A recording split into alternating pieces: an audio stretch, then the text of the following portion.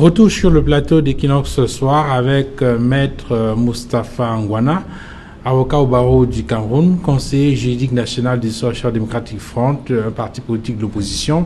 Maître Georges Teghem, avocat au barreau du Cameroun et militant du RDPC, le Rassemblement démocratique du peuple camerounais, le parti au pouvoir. Maître Teghem, on a appris hier à travers un communiqué signé du secrétaire général à la présidence de la République que le chef de l'État a décidé qu'il n'y aura pas de célébration publique pour la fête du travail le 1er mai et surtout le 20 mai pour la fête nationale. C'est presque inédit dans l'histoire de notre pays. Écoutez, situation de guerre, situation exceptionnelle, mesure exceptionnelle. Il me semble que c'est juste. Et Monsieur le Président de la République a tous les éléments avec lui pour prendre la décision juste. Parce que rappelez-vous toujours que nous sommes en situation de guerre. Et dans cette situation, comme vous le savez, il y a des mesures qui ont été dictées par le gouvernement de la République pour combattre la guerre sanitaire que se livre le monde entier contre le Covid-19. Et dans ce cadre, d'ailleurs, et comme Madame Allegria, Madame Allegrosi semblait peut-être faire observer que le gouvernement était distant, je confirme que nous dialoguons, parce que dans le cas de la lutte contre ce Covid-19, nous travaillons avec le coordonnateur, le coordonnateur du système des Nations Unies. Nous travaillons avec le représentant résident du système des Nations Unies. Nous travaillons avec le représentant résident du programme des Nations Unies pour le développement. Nous travaillons également avec le représentant résident de l'Organisation mondiale de la santé. Donc c'est un ensemble de mesures que nous prenons et comme toujours, le gouvernement est ouvert. Le gouvernement discute, le gouvernement se fait accompagner. Et il me semble que le président de la République a pris la décision juste, la décision qui était nécessaire pour éviter les cas de contamination qui pourraient être regrettables. Je pose davantage la question parce qu'on a bien remarqué et on l'indiquait, il y a moins de 48 heures, il y a le ministre délégué à la présidence de la République chargé de la défense, Joseph Betty Assomo, qui a rendu public, qui a signé un message porté qui indiquait le thème de la célébration de la fête nationale du 20 mai cette année. Et quelques temps après, moins de 48 heures, il y a cette décision du président de la République qui indique qu'il n'y aura pas de célébration publique pour ce 20 mai. Pour certains, il y a comme une sorte de confusion dans les esprits. Non, finalement, qui parle au nom du chef d'État. Non, simplement, on est dans le domaine des hautes compétences, qui exclut toute forme d'approximation. Il n'y a pas d'approximation là. Le ministre de la Défense a rendu public le thème, qui est le thème de la fête, mais le président de la République... En indiquant que c'est le président de la République, c'est sur instruction du président de la République. Tout à fait, et c'est pas parce qu'on ne fait pas une manifestation publique qu'il n'y a pas de thème de la fête nationale. Quand il y a une fête, les hautes compétences nécessitent un certain nombre de collaborations, enfin, nécessitent une nécessaire collaboration, et il ne faut pas oublier que même si elle ne doit pas être manifestée publiquement, il fallait quand même qu'il y ait un thème pour regrouper les gens autour de ce qu'est l'unité nationale. Et c'est donc, moi, il me semble qu'il y a entre les deux autorités une parfaite symbiose. Donc, je ne vois pas pourquoi on pourrait penser qu'il y ait contradiction. Au contraire, c'est la preuve que les deux autorités collaborent parfaitement. Et il faut saluer cette collaboration entre deux autorités qui sont en charge de notre système de défense. C'est un point de vue que vous partagez, Maître Ngwana, ou bien vous êtes de ceux qui estiment qu'il y a une sorte de confusion dans la communication de la présidence de la République sur ce sujet? Permettez-moi de faire une digression. Tout à l'heure, il y a un point sur lequel je voulais absolument revenir. Il s'agit celui de la formation permanente de nos forces de défense relativement aux questions des droits de l'homme. Parce qu'il ne faut pas oublier qu'historiquement, c'était un lieutenant français qui avait la spécialité d'être tortionnaire, qui a formé les premiers soldats, qui a formé les premiers officiers camerounais. Donc il ne faut pas être surpris parfois que nos officiers tombent à bras raccourcis sur les populations lorsqu'il y a des exactions qui sont éventuellement commises.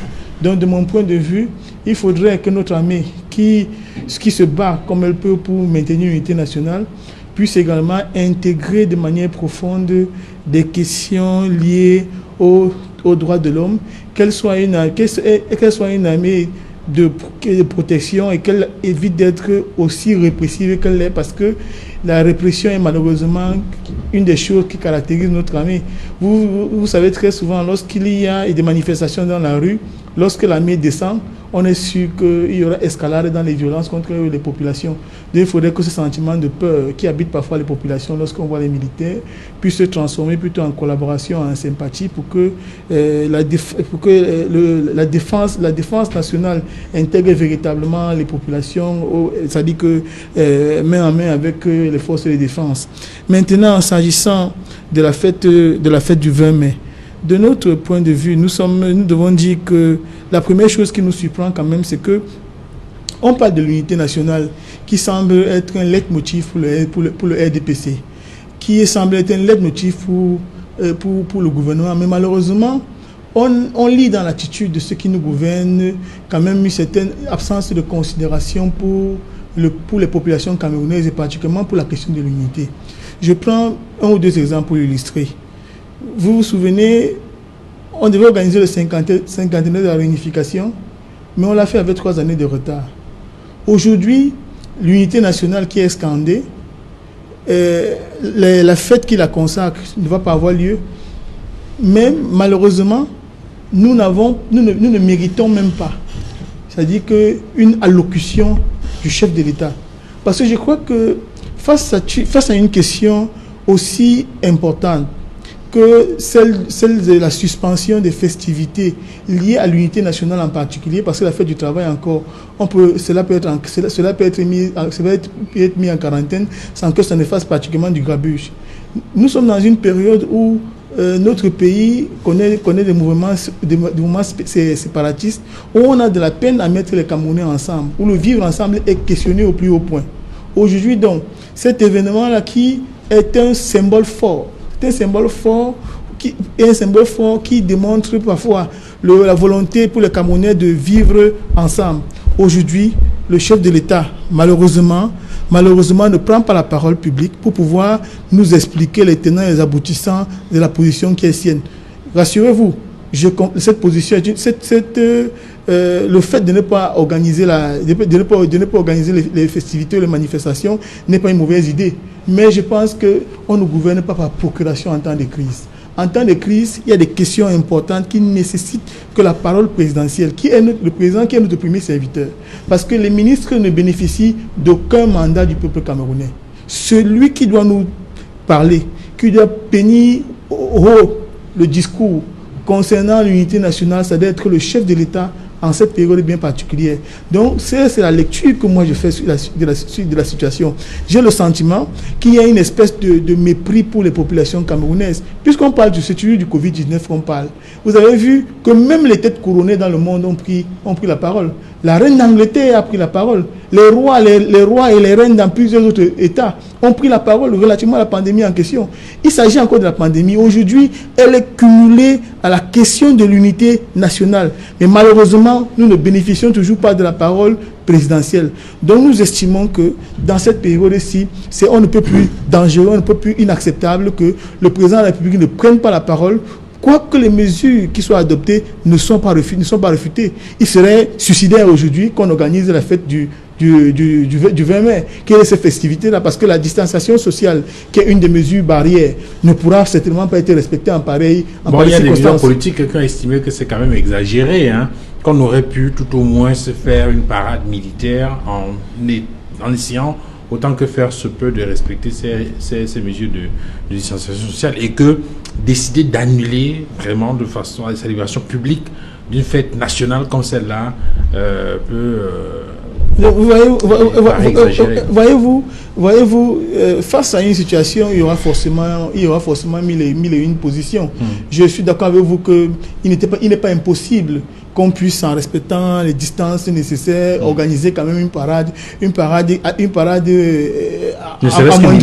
amoindrie, réduite ou atténuée, je ne sais pas l'expression je ne connais pas le thème qui vous conviendra, mais si on le fait, il faudrait également s'arranger à ce que les populations ne soient pas autour. Parce que très souvent, quand on organise de l'événement, les populations sont autour pour regarder, observer la parade des consorts, donc c'est difficile. Quelle que soit la position que vous prendrez en pareille circonstance, il y aura forcément des critiques. Mais également, je crois qu'ils doivent tenir compte de l'incapacité dont ils ont fait montre jusqu'à présent à juguler de manière définitive la crise. Donc ils en sont conscients. C'est pourquoi il faut prendre une mesure qui est quand même, je ne vais pas dire radicale, mais qui exprime quand même la volonté d'éviter qu'il y ait quelques risques de propagation, que ce soit du virus. Maître Teghem, le contexte aujourd'hui est celui non seulement de la crise anglophone, la crise sécuritaire dans les régions du nord-ouest et du sud-ouest, où, pour certains, cette unité nationale est remise en question. Le contexte est aussi la publication du rapport de Ngarbu, où l'armée camerounaise, qui est le socle de cette unité nationale, est chez la sellette. L'annulation de cette célébration publique peut peut-être prêter à confusion, non? Ou donner lieu à 1000 interprétations. J'ai déjà dit, je vais dans le domaine des hautes compétences, il n'y a pas d'approximation, il n'y a pas d'à peu près. Je comprends bien les préoccupations de ces leaders dont vous énonciez, mais le bénéficiaire du suffrage universel, c'est-à-dire que celui qui a bénéficié du vote de l'ensemble des Camerounais, a agi conformément aux intérêts du peuple camerounais. Il n'a pas de proposition. Nous voulons l'écouter. Ouais.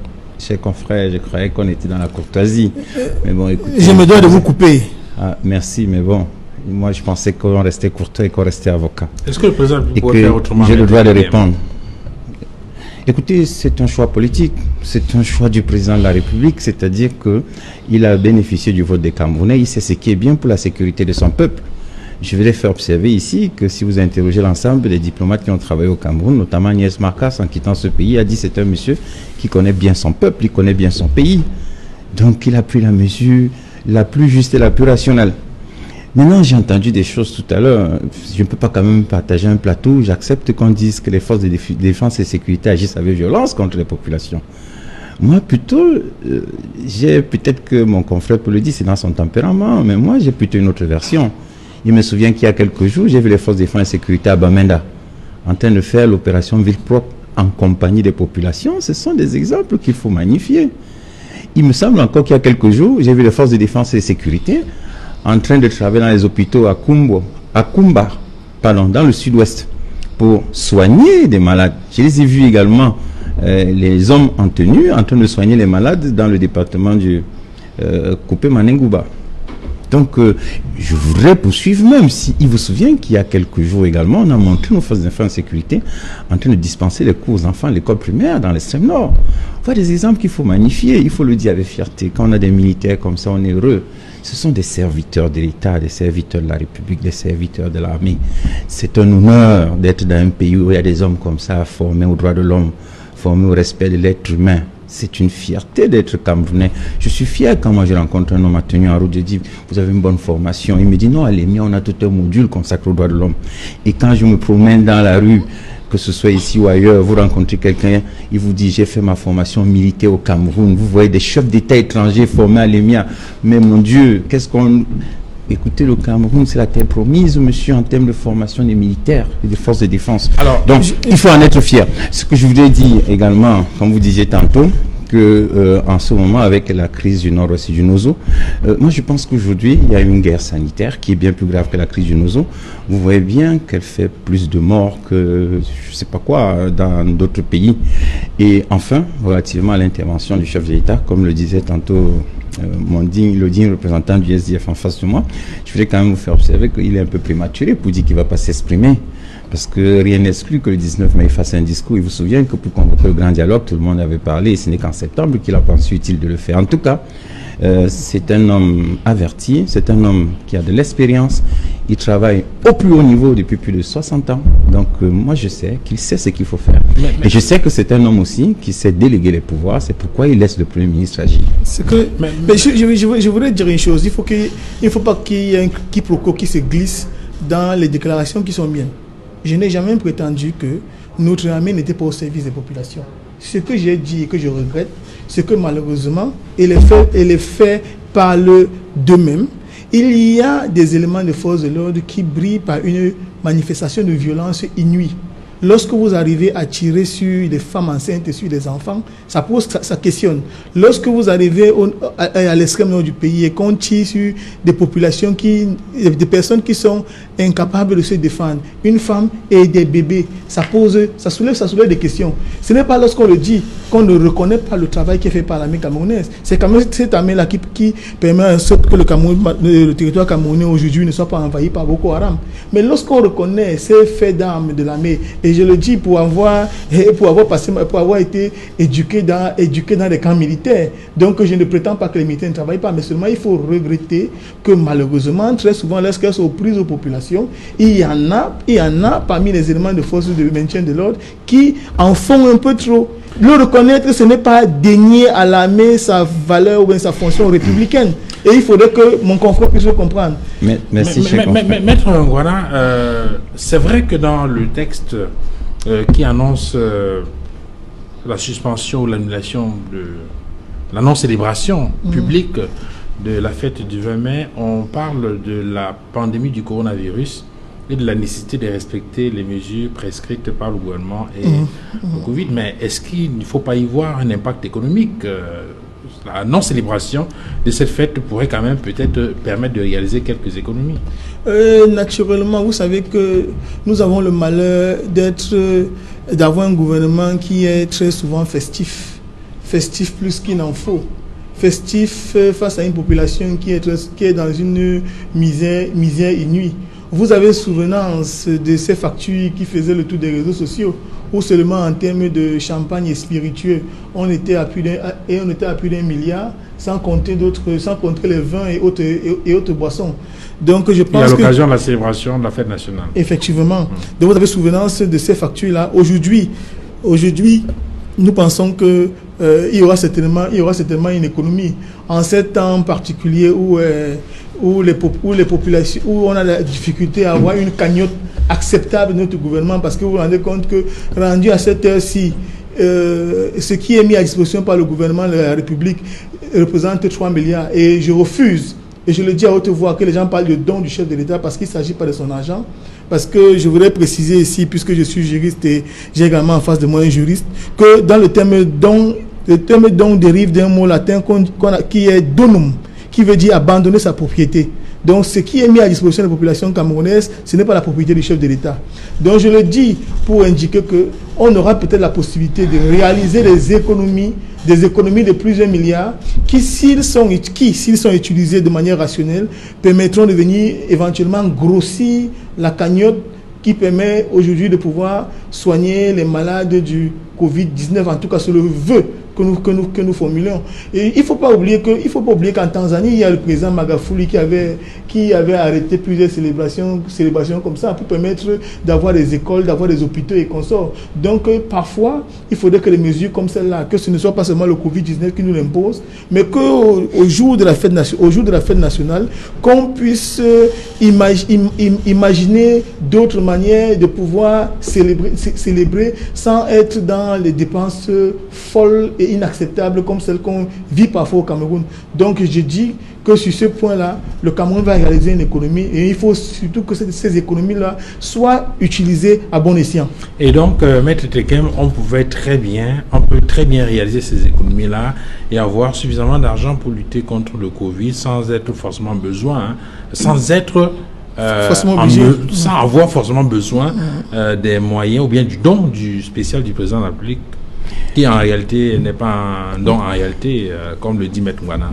Écoutez, M. Ngouana, il est toujours très péremptoire. Comme tout à l'heure, il a dit que le Cameroun n'est pas une terre des droits de l'homme. Il dit qu'on menace les journalistes. Mes chers confrères, mais c'est un fait qui est connu de tous. Un ministre a organisé une conférence au cours de laquelle il a menacé, je me rappelle bien, le journal Le Jour, STV, Equinox Télévision et bien d'autres. Ce n'est pas un fait que nous inventons. Ce que je refuse, c'est que vous essayez de noyer le poisson. Ne faisons pas la politique de l'autruche. Nous sommes à la télévision, nous devons de respecter les Camerounais à qui nous sommes en train de parler. Parce que ce qui se passe, c'est que en voulant à chaque fois cacher la vérité ou faire semblant, faire croire aux uns aux autres que les Camerounais sont des idiots, c'est vous qui êtes excessif. Parce que de temps en temps, ayez l'honnêteté de pouvoir reconnaître la réalité factuelle. Parce que les faits sont là, ils peuvent être vérifiés par tous. Et vous qui êtes avocat, vous le savez, on dit les faits sont têtus. Lorsque je prends la parole, je fais allusion aux faits. Il ne s'agit pas de l'imagination fertile qui émanerait de mon esprit. C'est ce que je vous réclame maintenant et rien d'autre. D'avoir les critiquer en apportant des faits qui soutiennent les positions qui sont les vôtres. Est-ce qu'on peut réaliser des économies importantes avec cette décision du président de la République concernant la non-célébration du 20 mai? J'ai été agressé par mon confrère. Ce n'est pas une agression. Il s'emporte comme ça. Qu'est-ce qui se passe, confrère? Écoutez, c'est un débat public. C'est pas parce qu'on accèle le mensonge aux spectateurs que le mensonge devient la vérité. Vous avez lu la lettre de l'ambassadeur de Chine, où il dit qu'à croire qu'on dit plusieurs fois le mensonge parce que vous dites aux spectateurs, aux téléspectateurs, qu'il n'y a pas de démocratie vis-à-vis des journalistes, que c'est vrai. Je voudrais vous prendre un exemple, monsieur. L'hôpital se moque de la charité avec vous. Vous parlez de mensonges. Je suis fort surpris, je dois vous le dire.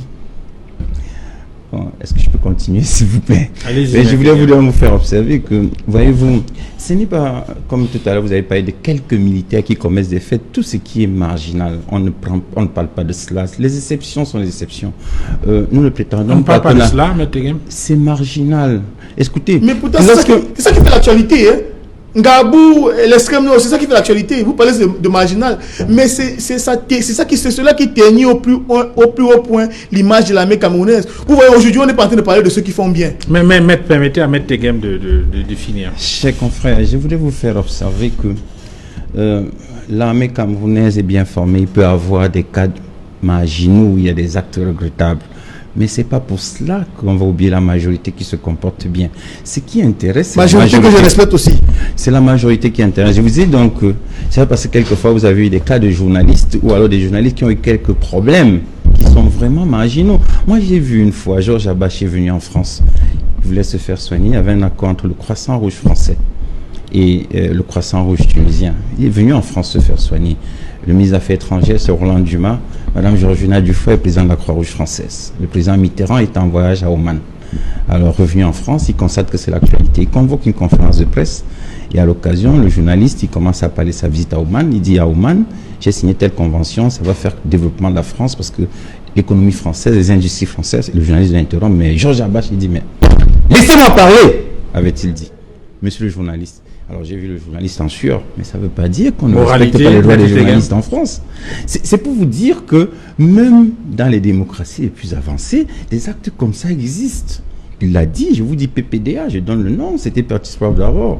Il était tout en sueur. Alors maintenant, est-ce qu'on pourrait répondre ce que je voulais insinuer, est-ce qu'on pourrait répondre sur les économies qu'on peut réaliser?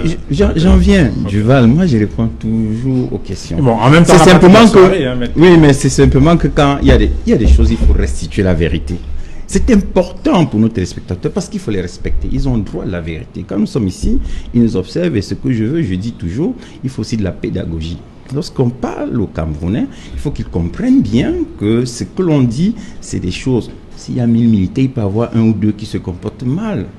Mais il ne faut pas parler comme ça d'une armée où les chefs d'État étrangers ont été formés ici. On a formé 2 chefs d'État ici. J'observe. Maintenant, s'agissant des économies qui seront réalisées, je veux vous dire, M. Duval, sur ce plan, vous savez, le gouvernement de la République met tellement d'économies au service des Camerounais. Je vais prendre ici quelques exemples. La CNPS s'occupe des soins de santé des retraités. C'est une économie qui a été réalisée à la suite de la découverte d'une fraude qui a rapporté 1 milliard de francs tous les mois. Donc, les frais de santé, les soins de santé des retraités pris en charge par la CNPS. Je prends un autre cas, le PIACI. C'est dans le secteur informel. Le gouvernement de la République met des sommes énormes. Maître, on va parler du milliard qu'on peut gagner. C'est tout ce dans les spiritueux. Je prends des milliards, pas des milliards. J'ai dit des milliards même. Des milliards que l'on met à la disposition des Camerounais. Donc, si ces 3 milliards évoqués par mon confrère, je ne sais pas où il trouve les chiffres, parce que je me méfie un peu de ce qu'il dit. Si, je ne sais pas où il trouve les chiffres, c'est sérieux. Si effectivement il y a 3 milliards, mais écoutez, ce n'est pas l'argent du gouvernement, c'est l'argent des Camerounais. Donc c'est à leur service. Nous sommes des serviteurs de la République. Nous sommes des combattants de la République. Nous sommes des bâtisseurs de la République. Nous sommes les ouvriers du Cameroun. Notre travail, c'est servir les Camerounais. Tant que les Camerounais sont mal servis, nous sommes malheureux. Et aujourd'hui, nous sommes fiers de voir, par exemple, les gens qui vivent à Bonamoussa qui arrivent chez eux en 2 minutes. Avant, ils s'agglutinent à quoi. Non, tout ça, c'est une fierté. On va s'arrêter là pour ce soir. Merci, Maître Georges Teghem, d'être venu sur ce plateau, avocat au barreau du Cameroun et militant du RDPC. Merci également à vous, Maître Moustapha Ngouana, d'avoir été là. Je vous remercie de m'avoir invité et je reprécise à mon confrère Teghem que j'ai été éduqué par un militaire. Et donc, contrairement à ce qu'il dit, et il le connaît personnellement, j'ai été éduqué par un militaire. Je suis pour l'armée camerounaise, mais je veux que l'armée soit davantage républicaine. Contrairement à ce que vous avez indiqué, je vous en prie. Merci, madame, messieurs, d'avoir suivi cette autre livraison de Equinox ce soir. Merci à toute l'équipe technique. Excellente soirée à tous et à demain 19h. Au revoir.